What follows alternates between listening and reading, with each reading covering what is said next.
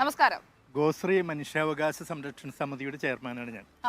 ഞങ്ങൾ വർഷങ്ങളായി നമുക്ക് ഗതാഗതം എന്ന് പറഞ്ഞാൽ ഇവിടെ ഏഷ്യയിലെ തന്നെ ഏറ്റവും ജനസാന്ദ്രത കൂടിയൊരു പ്രദേശമാണിത്. അപ്പോൾ ഇലക്ഷനുകൾ വന്ന് ഇടയ്ക്കിടയ്ക്ക് അസംബ്ലി വരും, പാർലമെൻറ്റ് വരും. 2004 ജൂൺ 5 ഈ ഗോശ്രീ പാലങ്ങൾ ജനങ്ങൾക്ക് ഗതാഗതത്തിനായി തുറന്നു കൊടുത്തത്. അന്നൊക്കെ ഞങ്ങൾ വളരെ പ്രതീക്ഷയായിരുന്നു. കാരണം എന്താണ്, ഞങ്ങൾക്ക് നിർബാധം എറണാകുളത്തേക്ക് കയറാം. ഇവിടെ 170ഓളം സ്വകാര്യ ബസ്സുകളുണ്ട്.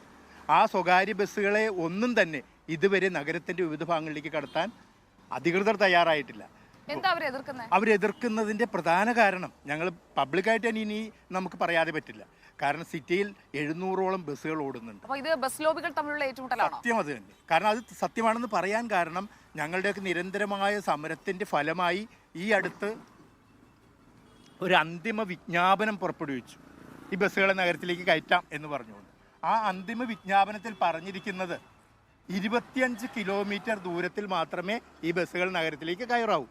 അപ്പോൾ നിലവിൽ കൊടുങ്ങല്ലൂരിൽ നിന്ന്, പറവൂരിൽ നിന്ന്, മുനമ്പത്തു നിന്നൊക്കെ വരുന്ന ബസ്സുകൾ നായരമ്പലത്ത് അല്ലെങ്കിൽ ഇടവനക്കാടൊക്കെ വെച്ച് വീണ്ടും അല്ലെങ്കിൽ ഹൈക്കോടതിയുടെ അവിടെ വന്ന് അവസാനിപ്പിക്കേണ്ടി വരും. അപ്പോൾ രണ്ട് ബസ് മാറിക്കയറും. ഇപ്പോൾ സംഭവിക്കുന്നത് അത് തന്നെ. അപ്പോൾ അതിലെ പ്രത്യേകിച്ച് നമുക്ക് വലിയ ഗുണമൊന്നുമില്ല. അപ്പോൾ അതുകൊണ്ട് ഇപ്പോൾ 7-8 ബസ് ഇടവനക്കാട് എന്ന് പറഞ്ഞാൽ 25 കിലോമീറ്ററിൻ്റെ പരിധിയിൽ വരുന്നതാണ്. അപ്പോൾ അവിടെ നിന്ന് ഞാറയ്ക്കൽ നിന്നൊക്കെ വരുന്ന 8 ബസ്സുകളെ കയറ്റാമെന്ന് ഇപ്പോൾ ഏതാണ്ട് ഒരു ഏകദേശം അടുത്ത താൽക്കാലിക ആശ്വാസമായിട്ടുണ്ട്. ആശ്വാസം.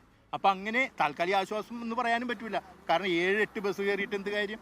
170ഓളം ബസ്സുള്ളത്. അപ്പം നാറ്റ്പാക്ക് എന്നുള്ള ഏജൻസി സർക്കാരിൻ്റെ പറഞ്ഞിരിക്കുന്നത് അവർ അന്വേഷണത്തിനായി സർക്കാർ നിയോഗിച്ചു. അതിലെ 70 ബസ്സുകളെ നഗരത്തിന്റെ 4 ഭാഗങ്ങളിലേക്ക് കടത്തിവിടുവാനാണ് പറഞ്ഞിരിക്കുന്നത്. ഇതൊരു വോട്ട് വിഷയമാണോ ഈ ബസ് ഗതാഗത സൗകര്യം? അത് ആരാണ് സപ്പോർട്ട് ചെയ്യുന്നത് വെച്ചാൽ ആളുകൾ അവർക്ക് വേണ്ടി ചെയ്യാനുള്ള ഒരു തീരുമാനം. എംപിയുടെ ഒരു സപ്പോർട്ട് എങ്ങനെയാണ്?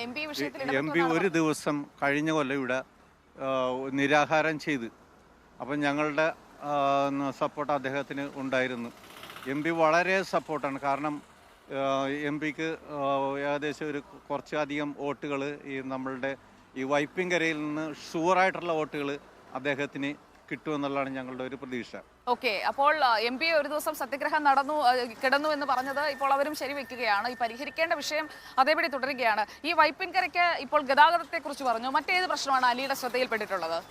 സുജയ് പറയുന്നത് പോലെ എറണാകുളം ലോക്സഭാ മണ്ഡലം എന്ന് പറയുന്നത് വലിയൊരു തീരദേശം വരുന്ന മണ്ഡലമാണ്. അവിടെ ഇപ്പോഴും വലിയ പ്രതിസന്ധി നിലനിൽക്കുകയാണ്. അതെ, വളരെ പ്രധാനമാണ്. അതുപോലെ ഈ പറയുമ്പോൾ നമ്മൾ ഈ ചെല്ലാനത്ത് ടെട്രാപോഡ് വന്ന് ഒരു വിധത്തിൽ ആളുകൾ സുരക്ഷിതമാണ്. കടൽക്ഷോഭ പ്രശ്നം ഭീകരമാണ്. പക്ഷെ കണ്ണമാലിയിലേക്ക് വരുമ്പോൾ ഇപ്പോഴും ആ പ്രതിസന്ധി അനുഭവിക്കുകയാണ്. ഇനി ഒരു ജൂൺ മാസം എത്തുമ്പോൾ അവർ വലിയ ഭീതിയിലാണ്. ഇപ്പോഴും അവർക്ക് കൊടുത്ത വാക്ക് സർക്കാരിൽ നിന്ന് പാലിക്കപ്പെട്ടിട്ടില്ല. അതിന് കൃത്യമായ മറുപടി അവർക്ക് ലഭിച്ചിട്ടില്ല. നമ്മൾ ഇപ്പോഴും അവരോട് സംസാരിക്കുമ്പോൾ അപ്പോൾ അത്തരത്തിൽ നിരവധി പ്രതിസന്ധികൾ നിലനിൽക്കുന്ന ഒരു സ്ഥലമാണ്.